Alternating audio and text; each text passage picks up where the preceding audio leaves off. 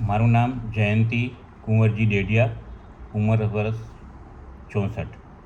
આજે હું આપની સમક્ષ ઇડલી, ઓર્કિડ અને હું વિઠ્ઠલ વેંકટેશ કામત લિખિત આ આત્મકથાનું વિવેચન કરવા માગું છું. અહીં લેખકે પોતાની સંઘર્ષ કથાનું આલેખન કર્યું છે. એક મિડલ ક્લાસ કુટુંબમાંથી આવતા વિઠ્ઠલ કામતે દુનિયાભરમાં 350થી વધારે હોટલો બનાવી. એમના પિતા એક હોટલમાં નોકરી કરતા. ત્યાંથી તેમણે મુંબઈની પ્રખ્યાત સમ્રાટ હોટલ, એ જમાનામાં એર કન્ડિશન હોટલ બનાવી અને ખૂબ પ્રખ્યાત પણ થઈ. આ પુસ્તકમાં એમણે મધ્યમ વર્ગીય કુટુંબના કાવા દાવા, ઈર્ષ્યા, ખૂબ જ કરજ થઈ ગયો હોવાથી આત્મહત્યા કરવા નીકળેલો વિઠ્ઠલ કયા સંજોગોમાં પાછો ફરે છે અને એક સામાન્ય રેસ્ટોરન્ટના માલિકમાંથી પર્યાવરણનું સંતુલન જાળવનારી પંચતારક હોટલ ઓર્ચિડનું નિર્માણ, એની સંઘર્ષ કથા વર્ણવી છે.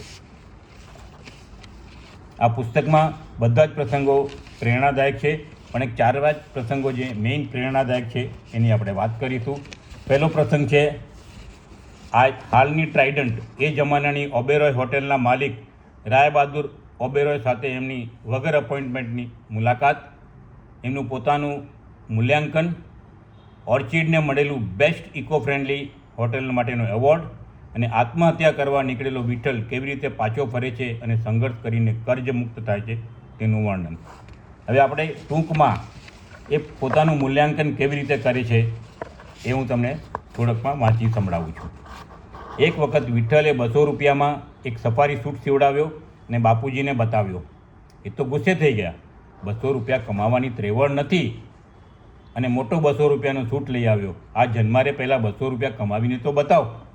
એમના બોલથી મને તો ભારે લાગી આવ્યું. એમણે 200 રૂપિયા કમાવીને બતાવવાનો જે પડકાર કર્યો હતો એ મને ઊંડે સુધી ખૂંપી ગયો.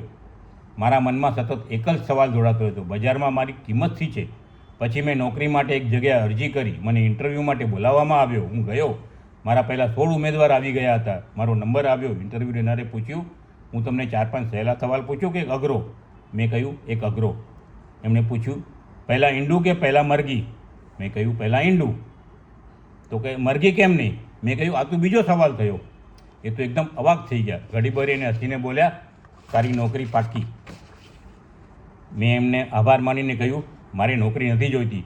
હું તો ફક્ત અહીં મારી કિંમત જાણવા આવ્યો છું. તમે મને શું પગાર આપી શકો? એ કહે 50,000 વર્ષના. એમનો આભાર માનીને હું ત્યાંથી નીકળ્યો. મને મારી કિંમત જાણવા મળી હતી. મારું મન શાંત થયું હતું. એક સફારી સૂટ સીવડાવી શકું તેટલું તું ચોક્કસ કમાઈ શકતો હતો. આભાર.